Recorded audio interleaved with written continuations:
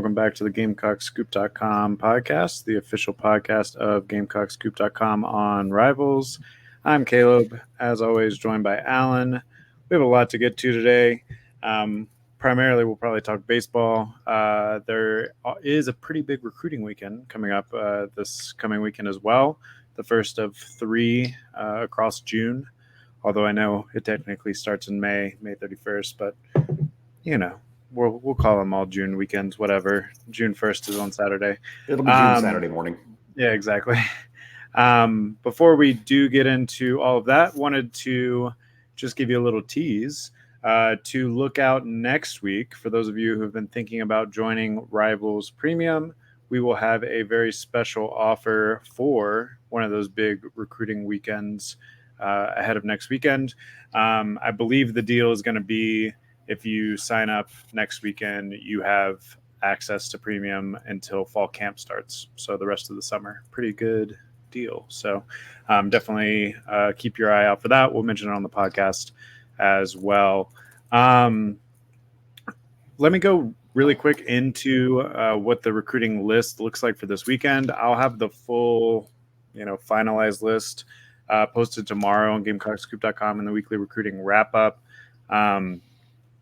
Subject to change a little bit from here, depending if people cancel at the last minute, add on at the last minute. But this is pretty much the finalized list, and some pretty big, important names, including a couple of commits. So as far as guys that you already have committed, Caleb Williams, defensive lineman out of Virginia, Shamari Earls, defensive back out of Virginia. Both those guys are expected to make it in. I would say the biggest headline name to kind of keep your eye on is Jared Smith. That's a 5.94 star defensive end out of Alabama.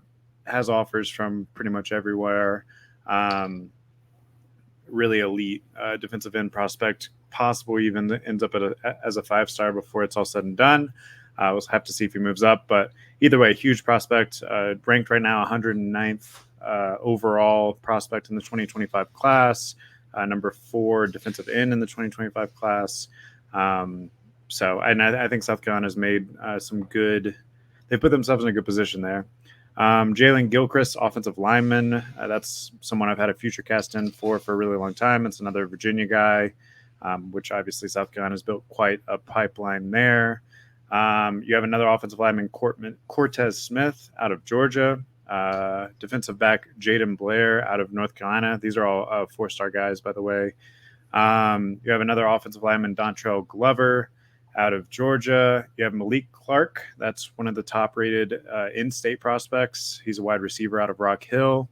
You have Tayshawn Austin, who is an edge out of North Carolina, 3-star guy.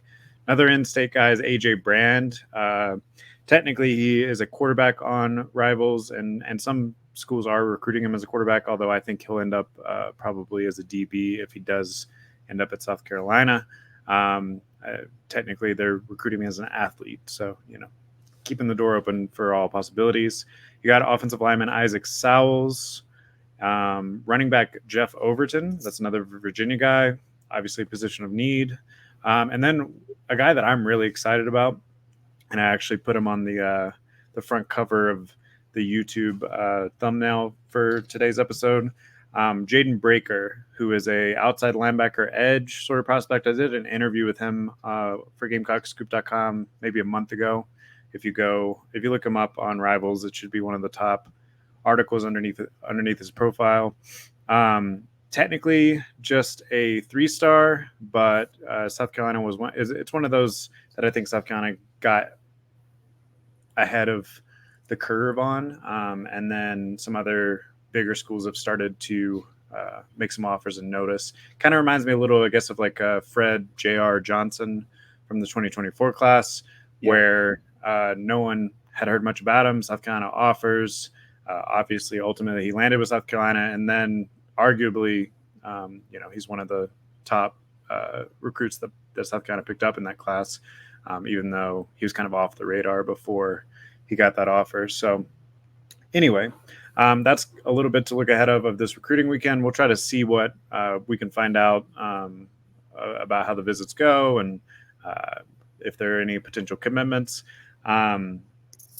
I guess it's not a crazy thing to say, but it's been a pretty quiet month for uh, South Carolina verbal commitments, but I think that's all about to change in the following weeks. So definitely a good time to be subscribed to GamecocksGroup.com. We'll have full breakdowns of any commit that happens. Perry, who was on the podcast last week, does film room breakdowns of every commit that happens. So really exciting time, even though it's starting to get into those doldrum months of summer, I guess, where there's not a lot of actual on the field news happening for Gamecock athletics. There's still plenty going on GamecocksGroup.com. Speaking of on the field athletics, though, the baseball program it continues on. There was that, I guess. I mean, we look back to where we were about a week ago, right? Coming off of back-to-back sweep losses against Georgia and Tennessee.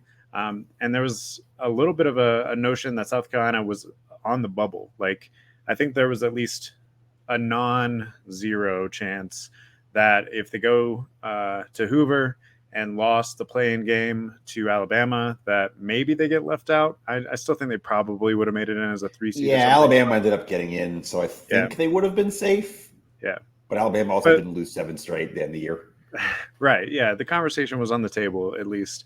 But instead, I think surprising to us, surprising to most, South Carolina went on a nice run throughout the week in Hoover, and really were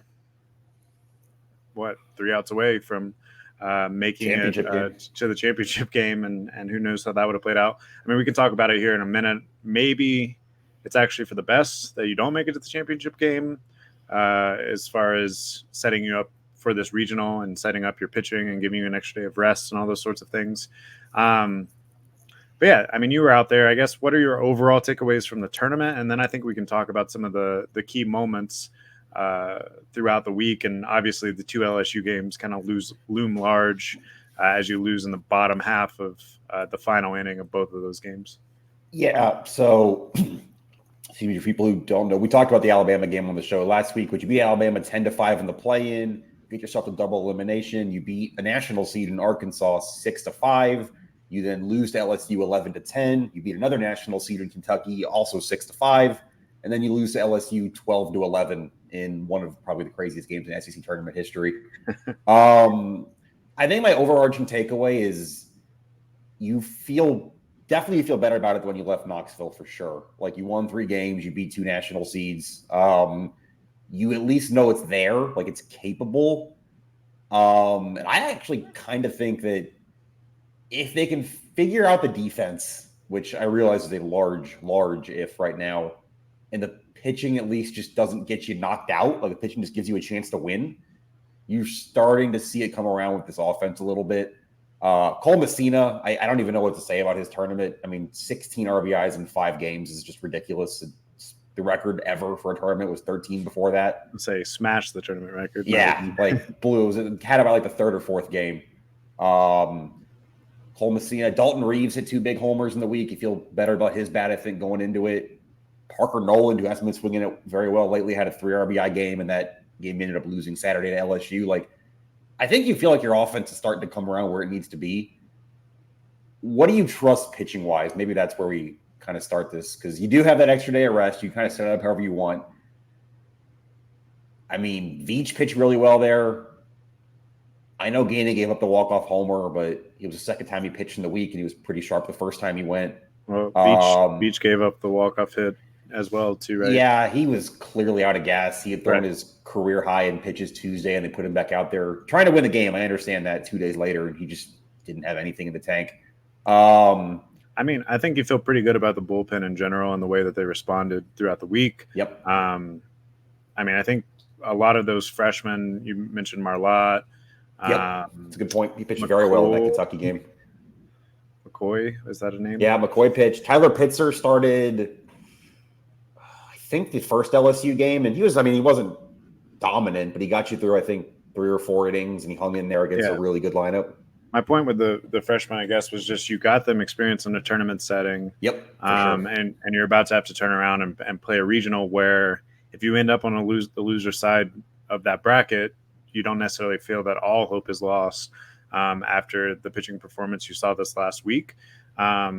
Obviously, you'd like to not end up in that scenario, and I think you're still a little afraid of what you can rely on from a starting pitching perspective. So maybe uh, the idea going into this regional might just be to have a quick hook with any of them, because you feel like you do have several guys that can go 2-3 innings in the middle innings. So you don't necessarily need 5 or 6 out of any of those starters. Well, that's kind of what I think. Like, how much do you trust? I don't know. Maybe if I told you needed 3 innings, let's do it this way: 3 innings out of Chris Veach, you'd say you trust that. He's not going to do it every time, but more often than not, you trust that, right? Definitely, yeah. 3 innings out of Derek Gainey, you trust that, right? Yeah. Okay. Again, you don't want to swing those twice in 1 week. Right. To do so that, but, 3 innings out of Eli Jones.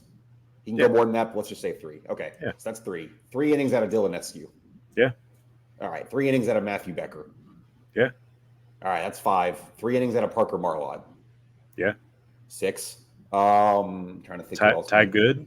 Yeah, I didn't even mention him. That's a good point. He pitched pretty well in that Arkansas game.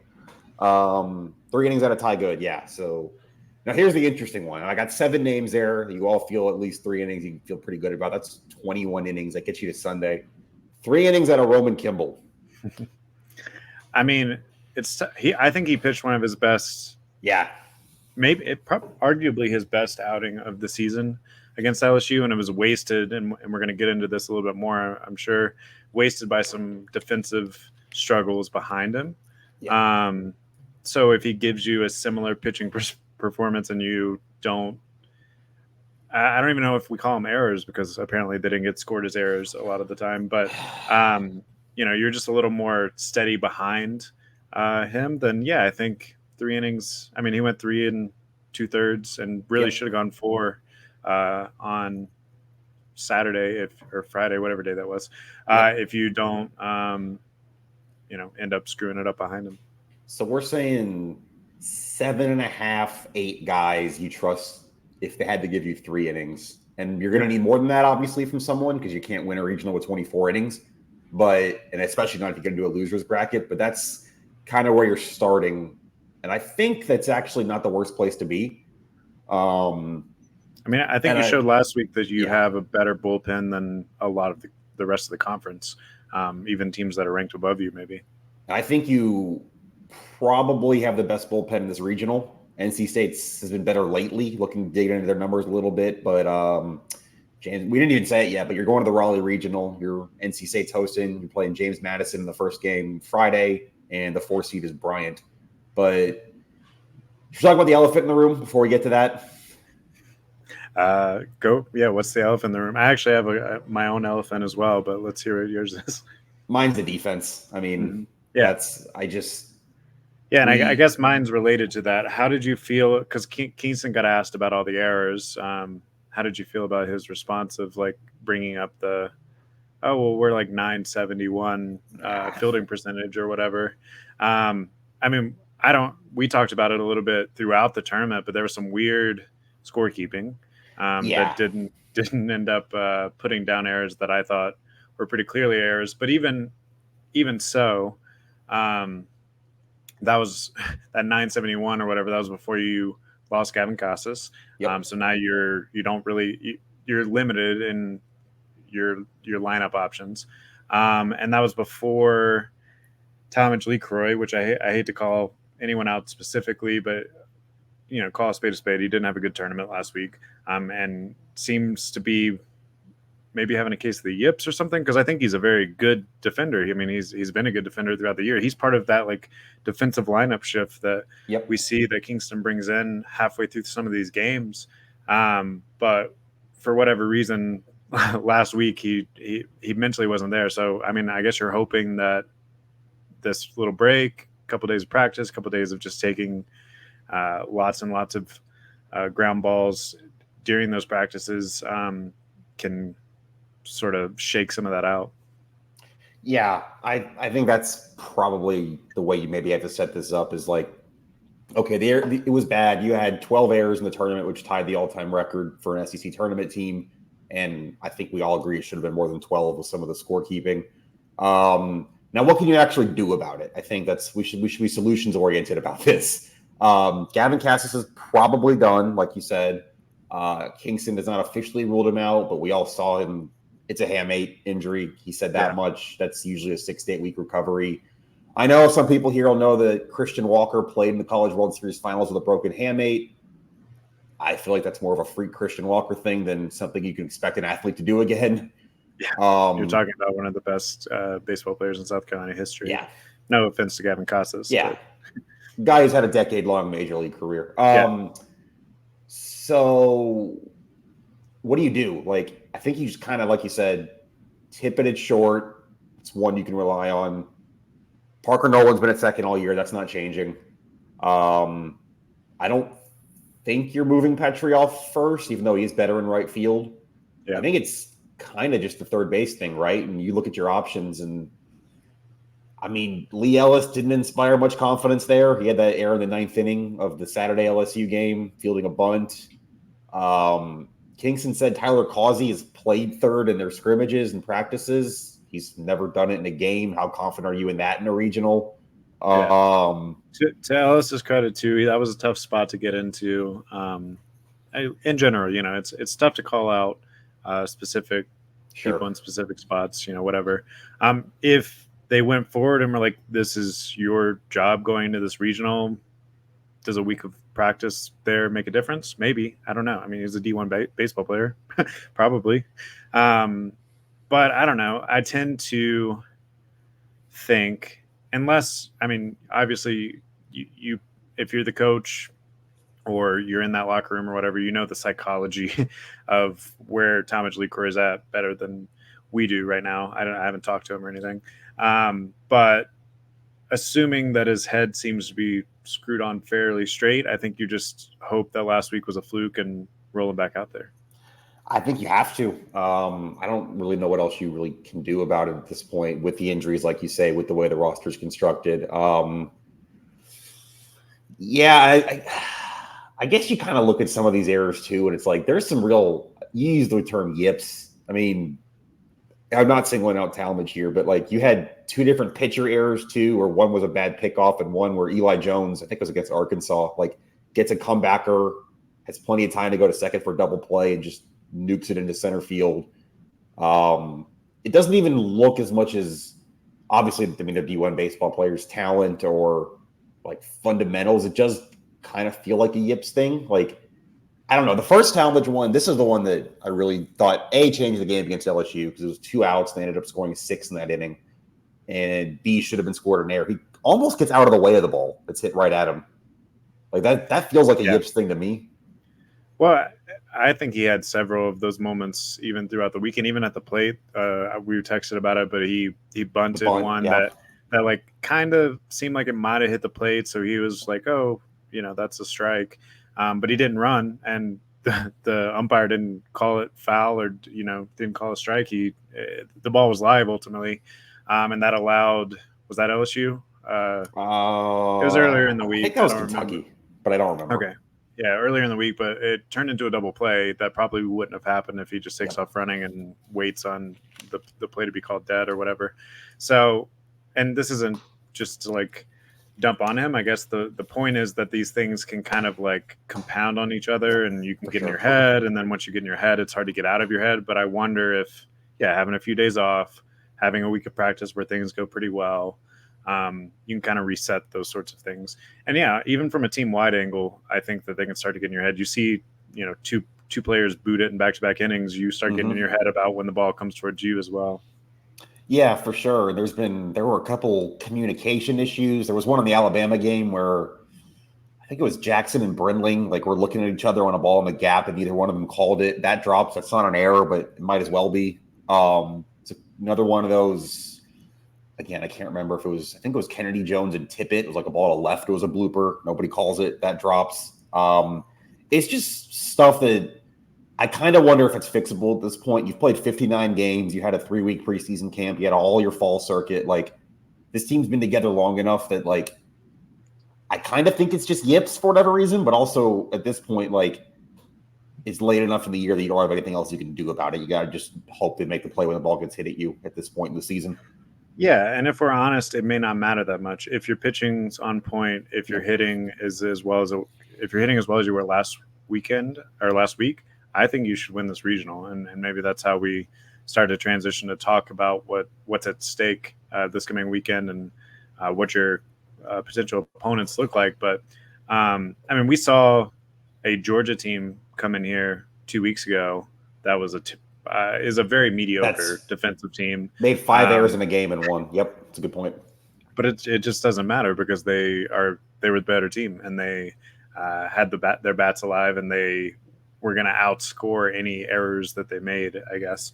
And I do think if the South Carolina team that showed up last week and the batting lineup that showed up last week shows up to this regional, it wouldn't surprise me if we see something similar. Maybe you do still have a few errors, but I still think that you probably can overpower definitely the 3 and 4 seed in this regional. But I really think that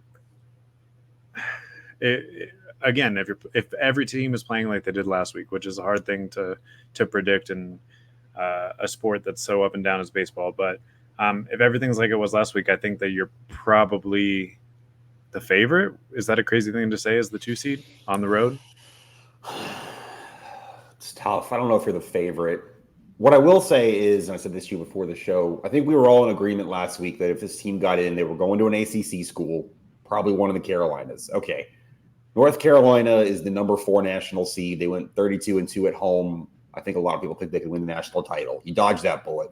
Clemson's the number 6 national seed. They swept through the regular season, close games, but still. I think, again, a lot of people pick them to go to Omaha. You dodge that bullet. Florida State, they're a national seed. They've been really tough all year. You could have gone there. You're not. All 3 of those teams, those ACC teams that I just mentioned, are hosting SEC teams in their regional, and you didn't get any of them. And for that matter, Virginia is also hosting, had a really good year, got to Omaha last year. They're hosting Mississippi State, so you're not going there either. I think you probably got on paper the weakest of the 5 ACC hosts. I really do. I think State's definitely good enough to beat you. State's hosting for a reason. I don't know. I look at the way this draw set up, and then you combine that with your 3 seed, the team you actually have to play Friday, finished 6th in the Sun Belt, James Madison. They were one of the committee's last 4 teams in. They said that themselves. They always show the last 4 in, first out. Again, these teams are both good enough to beat you, especially Friday, James Madison. I think James Madison is one of those 3s that might be tricky Friday, and the later in the week it gets, to just run out of pitching. These teams are good enough to beat you if you don't play well, for sure. But I also don't think you could have asked for a better way it could have broken, because you could have got Clemson or UNC, and then I would have an entirely different feeling heading to this regional. Yeah, I guess favorite was too strong of a term, but also if we're looking at it from a wider perspective, which we've been looking at throughout the season, and we've kind of agreed that the mediocre way that the season has gone has kind of put Kingston back on the hot seat. And then last week, I think, gives them a little goodwill going into this NCAA tournament. I think you've landed in a spot where you can win, and that means that the pressure is back on you to win. 100%. So, I mean, let's start to break down each of these teams. Let's start with James Madison, who obviously they're playing on Friday. Alan did a really good story on gamecockscoop.com that you can check out that is kind of looking at the strengths and weaknesses of each team. How do you see this James Madison team, and how do you see the Friday matchup in particular? Because, like you said, they're going to throw their strongest pitching here early, and even if they don't have the depth of pitching to win the whole regional, they could certainly cause some problems on Friday. Yep, I think that's probably a good way to look at it. Their ace is Donovan Burke, whose numbers aren't as good, but he did get lit up in one start that kind of skewed it. He's completed at least 6 innings and 6 starts this year, 3 or fewer earned runs in 7 out of his 10 Sun Belt starts. So, he's been a pretty good pitcher in a pretty good league all year. The offense is kind of what I'm looking at here for James Madison. Stop me if you've heard this before, but Sun Belt team with 1 ace pitcher and a lot of bats that can just kind of get you into a shootout. They've got, I'm pulling up my notes from yesterday here. They've got 3 guys in OPS over 1,000. And I think the main thing is they're going to put the ball in play a lot, and they're going to make this defense have to earn it. They don't strike out a ton. They stole 100 bases this year. That's 5th of any team in the whole tournament. So they're going to run. They're going to test Cole Messina behind the plate. They're going to score some runs. I think that's kind of the way you have to look at it almost. And this offense is going to have to show up. As for the weekend, like I do kind of think they're going to run out of pitching Saturday or Sunday. They do feel like that very kind of stereotypical mid-major with an ace and a good offense and not much bullpen. So maybe that's one of those things where, like, if you did get in a loser's bracket and you faced them Sunday, you'd feel better about your chances than Friday. But I think this is going to be a tough out Friday. And do we know who South Carolina is likely to start on Friday? They have not announced. Kingston talks tomorrow, so hopefully we'll get something there. Maybe this is where I think you got to throw Garrett Gainey, right? Like, he had your 2 best starts down the stretch against Georgia and Tennessee. He's been your best guy. If you throw him Friday, in theory, he could be available again. Like, if you got to a winner take all on Monday for an inning or two, which I think is also worth considering. That'd be my surprise pick. me if they go that direction, or Jones maybe. Who obviously held down that spot for a lot of the regular season as well, and I thought had a pretty good tournament. So we'll see how that goes. But to me, this first game, I think you're starting pitching, assuming you get a good outing from Gainey or Jones or whoever it ends up being, isn't really going to be the story. It's going to be what happens in the 5th or 6th inning as you transition. And you start to get these batters, like you said, that have the potential to get really hot, have them coming through the 2nd or 3rd time. I do think you're going to have to score some runs to outpace James Madison, and it wouldn't surprise me if this ends up close to like a 10-8 sort of thing or something, which, as we saw in both of those games last week against LSU, can get dicey and scary pretty much no matter how comfortable of a lead you feel like you have. So, that one's going to be really interesting.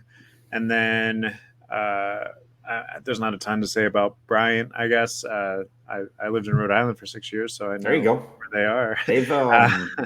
They've got some arms, I will say. They've got statistically some of the better action. Again, they're in the American East Conference, so I would take that with a grain of salt. But they've got some arms. They've actually got 3 pitchers in the ERA under 4, that are like at least 50 innings pitched, which the other 3 teams here combined only have 1. Again, they're facing the American East, not ACC, SEC, Sun Belt, but they can pitch a little. Their offense doesn't look super threatening on paper. There'd be no excuse to not have more than enough in the tank to beat them if you played them. Yeah. And then let's talk about our top seed. So obviously South Carolina is somewhat familiar with them, as North Carolina was the 2 seed last year in the Columbia Regional, pitched against South Carolina a couple times last year. Was it Kingston that made the joke, or did you make the joke? I saw it on Twitter and couldn't Kingston tell. Said it was a home and home regional. That's what you're talking about. Okay, cool. Yeah, that was him. So I guess what's different about this year's version of the NC State team versus last year's version, for those that paid attention to them last year? Yeah, I think you look at this and the pitching is actually kind of similar. There's a lot of names, if you really were paying attention last year: Sam Highfill, Dominic Fritton, Win Scott. All 3 of those guys pitched in the regional last year in Columbia. They're back. Offensively, I think this is a better team. You've got, I hope I don't butcher his name, Alec Makarowicz hitting .376 with 19 homers. Jacob Cozart and Garrett Pennington both had really strong years.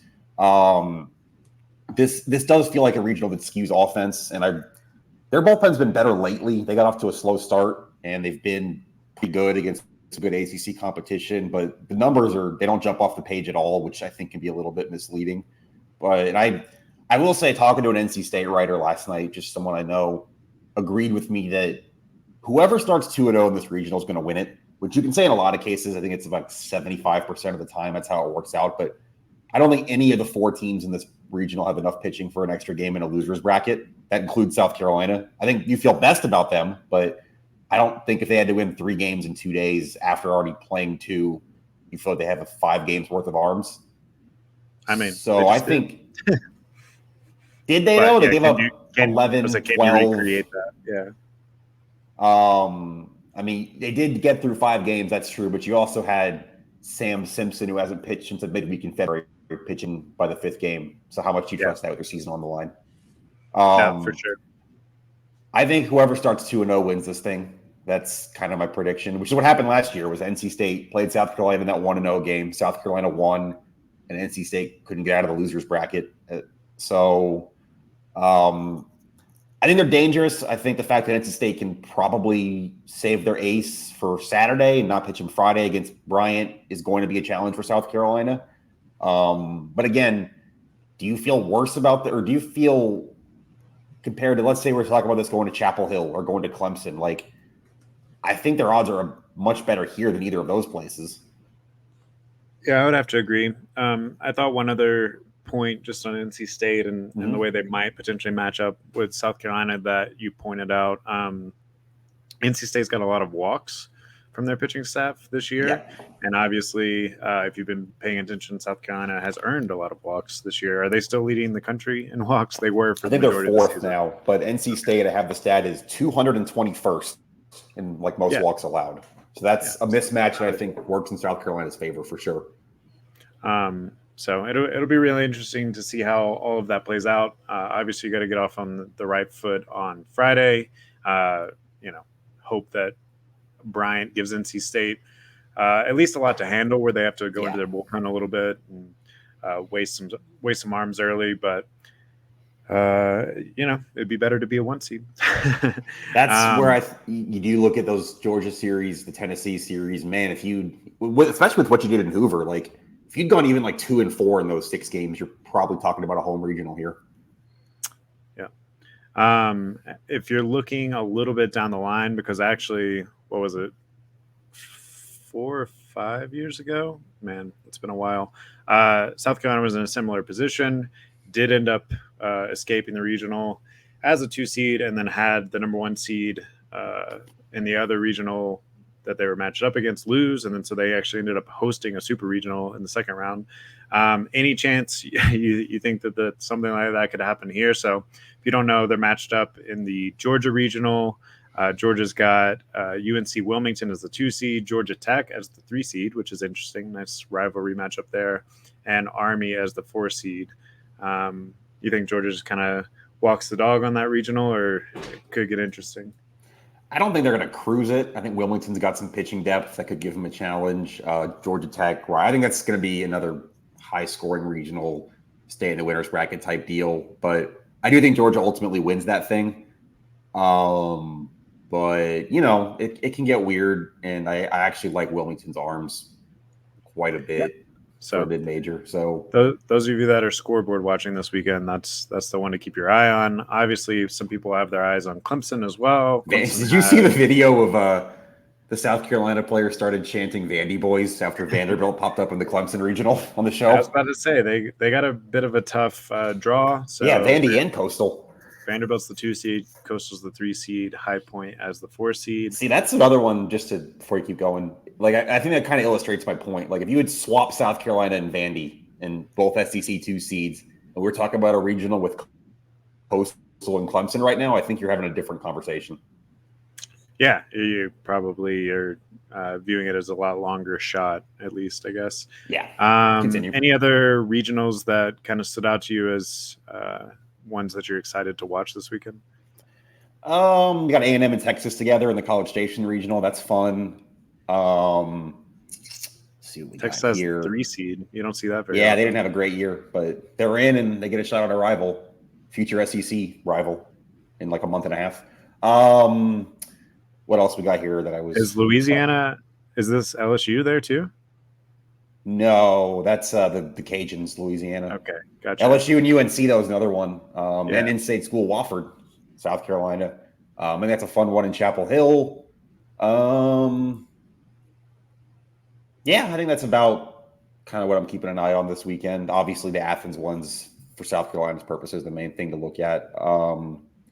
I think Tallahassee's kind of fun, too. I think UCF, Alabama, even Stetson's a 4 seed that's won a regional before a few years ago. So I think that's probably maybe the deepest bracket. It's going to be fun. Were you surprised that Kentucky stoned it up as the number 2 overall seed despite getting bounced in the SEC tournament? They finished with less wins than Texas A&M, North Carolina, Arkansas, Clemson, Florida Uh, State. I wasn't But shocked. quality wins, and they were the only team to beat Tennessee this year, right? Yeah, there was that. There was the fact that Arkansas and A&M also went out quicker than even they did in the SEC tournament. So there's still that. The strength of schedule. I wasn't shocked. I think that's probably about right. Maybe I thought they'd be third, but yeah, I think you've got 5 SEC national seeds here, 3 ACC ones. And I think again, if you want to make the point too, that I know Georgia pounded South Carolina at Founders, but technically going by the bracket, you got if you had to get an SEC national seed, you got the lowest one on the seeding for Super. Yeah. No, and I think South Carolina would probably admit that that was one of their worst performances of this season. Yeah. I guess another quick, just like note about the mediocre overall record for South Carolina this year. SEC got more teams than they ever have in one tournament. It's true. 11. So it was a tough, deep conference. South Carolina showed that they can still compete with pretty much any team in this conference last week. And if you can take that momentum into this weekend, I think it gets really interesting. Yeah, I think that's a good point too. And we talked about NC State not being the strongest team in the ACC. Still had a really good year. They're hosting for a reason. James Madison finishing 6th in the Sun Belt. Other than Bryant, who obviously got the auto bid out of their league, you've got a lot of teams that were middle of the pack in tough conferences this year, and you're in this regional, and you're going to kind of see if that SEC meat grinder comes back to help you here. Absolutely. We'll have full coverage this weekend on GamecockScoop.com as Alan makes the trip up to Raleigh. It's a cool town. A lot of good breweries. Yeah, I was going to say, I need some Rex for Raleigh for the weekend. I haven't been in 10 years, so I don't know if any of the things that I liked then are even relevant anymore. But before we get out of here, there's a couple of basketball notes on both the men's and women's side that came out today. The men announced that they're playing Indiana in the non-conference in Indiana next season. So that's going to be a tough trip, but also, you know, a historically significant basketball school, state. Should be a fun trip. Should be a full house. They like their basketball up there. I know Indiana isn't what it used to be, but I think just for a second, I think it's noteworthy, and I wrote this, that I think one of the signs that your program is kind of on an uptick is when schools want to schedule you in non-con. And Indiana bringing South Carolina to Assembly Hall is not something I would have ever imagined this time last year. Yeah, exactly. So that should be fun. South Carolina also got a men's basketball commitment, I think, since we last. Oh, wait. Yeah. We'll do that first. You're right. I was in Hoover when it happened. We'll go ahead with the women's because I got to pull up the okay. I hope I'm getting pronunciation right here because I have not seen a guide posted anywhere. Miriam Dowda from Arkansas. She's a big. She kind of not quite fills the Cardoso role because she's only, I'm using air quotes if you're not watching the show, 6'4" compared to her 6'6". But that kind of fills that big role you needed. 2 years of SEC experience, 2 years of eligibility left. Had a really good game against South Carolina last year in the regular season. She scored 19 points against probably the best front court in the country. Probably caught some attention. It's a crowded front court, but I think you needed at least one more body there. You do kind of skew guard heavy before that. So I think I don't have a lot to add, and then you should probably trust Dawn Staley by now. If you don't, you're an idiot. And that's replacing. They probably only had one hole. I doubt they do much else in the portal, but that's fills the hole they needed. You're returning a lot of points anyway, so you don't necessarily need her to make a huge impact. You just, like you said, need a depth piece there. Yep. And then men's basketball, I was in Hoover when it happened, but they got a 2025 commit kind of to fill the Trent Noah gap. Yeah, that's EJ Walker. He's 6'8", so another big guy, 225. And he is exactly what you'd expect from a Lamont Paris big, in the sense that, yes, he can do all the things that you want him to do on the interior, but he also can step back and make some jump shots. He averaged a double-double last season as a sophomore. I always get confused. I think I guess he would be, if he's class of 2025, he would finish his junior year. Yeah. Or no, we're in 24 now. So he graduates May of next year. So he would have just finished his junior year of high school. Okay. There we go. We're on the same page. Anyway, averaged a double-double last season, 16.9 points per game, 11.1 rebounds per game.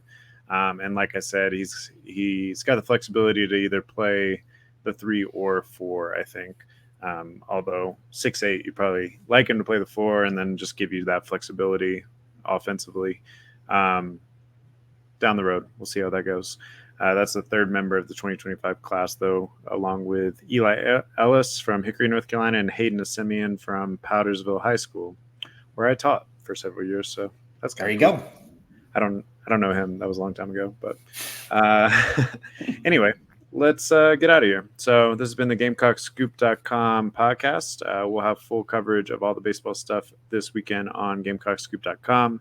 Like I said, look out next week for that promotion to get you free access to premium through the rest of the summer. And we'll be back next week to talk how the regional went on the GamecockScoop.com podcast.